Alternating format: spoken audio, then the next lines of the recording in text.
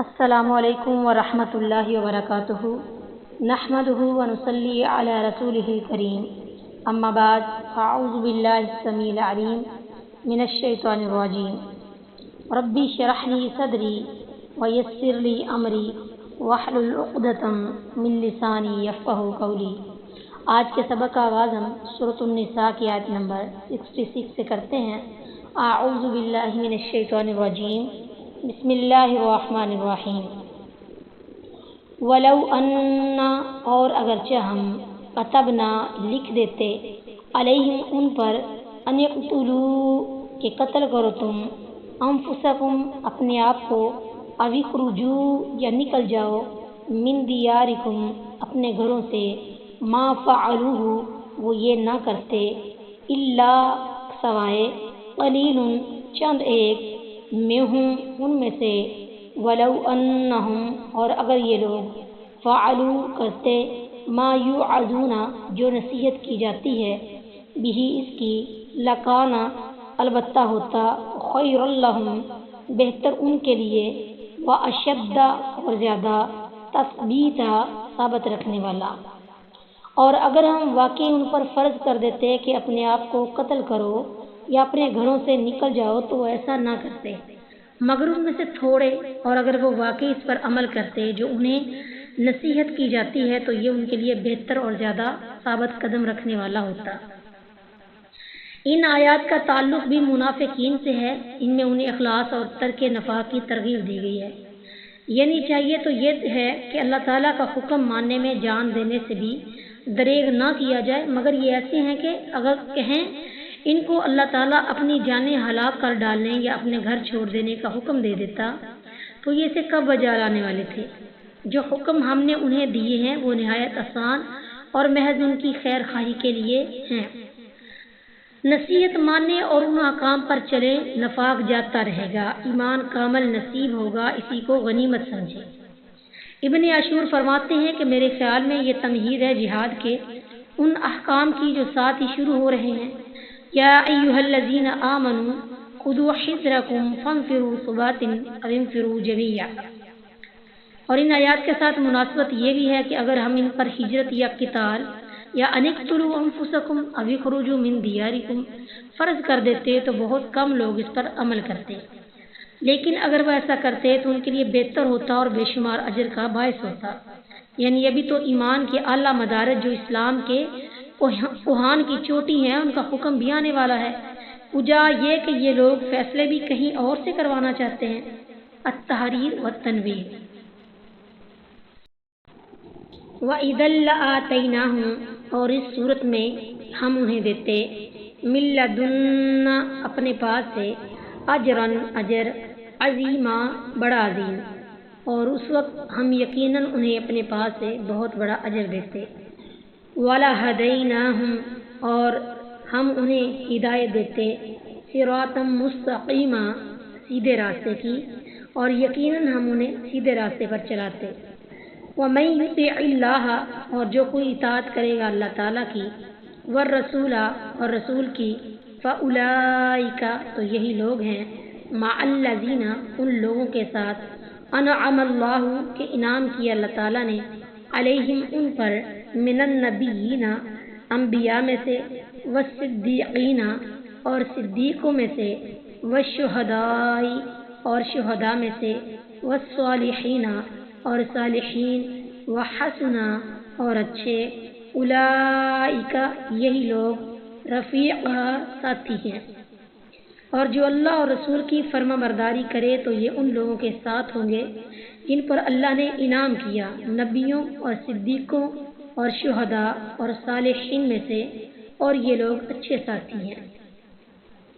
یہ صدق سے مبالغہ ہے، یعنی جو بہت سچا ہو۔ بعض نے کہا ہے جو کبھی جھوٹ نہ بولے، بعض نے کہا صدیق وہ ہے کہ صدق کی عادت کی وجہ سے اس سے جھوٹ ناممکن ہو، اور بعض نے کہا ہے کہ جو اپنے اعتقاد اور قول میں سچا ہو اور اپنے فعل کے ساتھ اپنے صدق کو ثابت کرے۔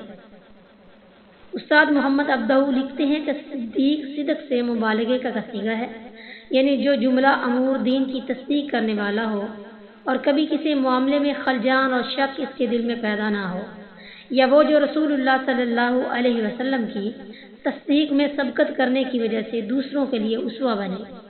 اس اعتبار سے اس امت کے صدیق ابو بکر صدیق رضی اللہ تعالیٰ عنہ ہی ہو سکتے ہیں، کیونکہ ابو بکر صدیق رضی اللہ تعالیٰ عنہ دوسری افاضل صحابہ کے لیے نمونہ بنے ہیں۔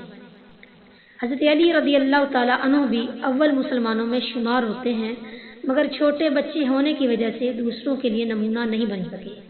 چونکہ نبی کے بعد صدیق کا درجہ ہے، اس لیے علماء اہل سنت کا اجماع ہے کہ ابو بکر صدیق رضی اللہ تعالیٰ عنہ آپ صلی اللہ علیہ وسلم کے بعد سب سے افضل ہیں۔ الشہداء یہ شہید کی جمع ہے، اس سے مراد وہ لوگ ہیں جنہوں نے اللہ تعالیٰ کے راستے میں جان دی اور امت محمد صلی اللہ علیہ وسلم کو بھی شہداء ہونے کا شرف حاصل ہے۔ اور الصالحین اس سے مراد وہ لوگ ہیں جو ہر طرح عقیدہ و عمل کے اعتبار سے صالح اور درست رہے اور ہر قسم کے فسادات سے محفوظ رہے۔ مع الذین انعم اللہ، یہ اللہ اور اس کے رسول صلی اللہ علیہ وسلم کی اطاعت کے انعام کا ذکر ہے کہ انہیں انبیاء، صدیقین، شہداء اور صالحین کی معیت یعنی ان کا ساتھ نصیب ہوگا۔ حدیث سے معلوم ہوتا ہے کہ صحابہ کرام رضوان اللہ علیہم اجمعین کو رسول اللہ صلی اللہ علیہ وسلم کے ساتھ رہنے کا شوق بہت زیادہ تھا۔ دنیا میں بھی وہ اس کے بہت مشتاق تھے اور انہیں جنت میں آپ کی معیت کا شوق تو حد سے زیادہ تھا۔ ربیہ بن کعب اسلمی رضی اللہ تعالیٰ عنہ بیان کرتے ہیں کہ میں نبی کریم صلی اللہ علیہ وسلم کے پاس رات بسر کیا کرتا تھا اور آپ کے لیے پانی اور دیگر ضروریات کا اہتمام کر دیا کرتا تھا۔ ایک دن آپ صلی اللہ علیہ وسلم نے فرمایا، کچھ مانگ لو۔ میں نے عرض کی، میں آپ سے جنت میں آپ کی مرافقت یعنی ساتھ کا سوال کرتا ہوں۔ آپ صلی اللہ علیہ وسلم نے فرمایا، کوئی اور سوال؟ میں نے عرض کی، وہ بھی یہی ہے۔ اس پر آپ صلی اللہ علیہ وسلم نے فرمایا، پھر سجدوں کی کثرت کے ساتھ اپنے بارے میں میری مدد کرو۔ مسلم الصلاۃ باب فضل السجود والحث علیہ، حدیث نمبر 489۔ یہ رسول اللہ صلی اللہ علیہ وسلم سے خالص محبت اور اطاعت کی برکت ہے کہ اگر عمل میں کچھ کمی ہوئی تب بھی اطاعت و اخلاص کی وجہ سے اتنے اونچے لوگوں کا ساتھ مل جائے گا۔ حضرت عبداللہ بن مسعود رضی اللہ تعالیٰ عنہ بیان فرماتے ہیں کہ ایک آدمی رسول اللہ صلی اللہ علیہ وسلم کے پاس آیا اور کہنے لگا، آپ اس شخص سے متعلق کیا فرماتے ہیں جو کچھ لوگوں سے محبت رکھتا ہے مگر ابھی تک اعمال میں ان سے نہیں مل سکا؟ تو رسول اللہ صلی اللہ علیہ وسلم نے فرمایا، آدمی اس کے ساتھ ہوگا جس سے اسے محبت ہوگی۔ بخاری الادب باب علامت الحب فی اللہ عز وجل، حدیث 7179۔ حقیقت یہ ہے کہ اطاعت اور محبت لازم و ملزوم ہے۔ وہ محبت جس میں اطاعت نہ ہو جھوٹی ہے، اور وہ اطاعت جس کی بنیاد محبت نہ ہو دکھاوا ہے۔ ہاں، محبت و اخلاص کے ساتھ عمل و اطاعت میں کچھ کمی ہوگی تو اللہ تعالیٰ اسے اپنے فضل سے پورا کر دے گا۔ انبیاء، صدیقین، شہداء اور صالحین سے زیادہ اچھا ساتھی کوئی نہیں، اور اللہ کے فضل سے بڑی نعمت کوئی نہیں۔ اور اللہ تعالیٰ لوگوں کے دلوں کے حالات خوب جانتا ہے کہ کسے کس کے ساتھ رکھنا ہے۔ حضرت انس رضی اللہ تعالیٰ عنہ بیان فرماتے ہیں کہ مجھے رسول اللہ صلی اللہ علیہ وسلم سے محبت ہے، ابو بکر عمر رضی اللہ تعالیٰ عنہ سے محبت ہے، لہذا مجھے امید ہے کہ ان کے ساتھ محبت کی وجہ سے اللہ تعالیٰ مجھے ان کے ساتھ ہی اٹھائیں گے، وہ میں ان جیسے عمل نہیں کر سکا۔ بخاری الفضائل باب مناقب عمر بن خطاب رضی اللہ تعالیٰ عنہ، حدیث نمبر 3788۔ ذالک یہ فضل ہے، من اللہ اللہ سے، وکفا اور کافی ہے، باللہ اللہ تعالیٰ، علیما جاننے والا۔ یہ فضل اللہ کی طرف سے ہے اور اللہ کافی ہے، سب کچھ جاننے والا۔ وما علینا الا البلاغ۔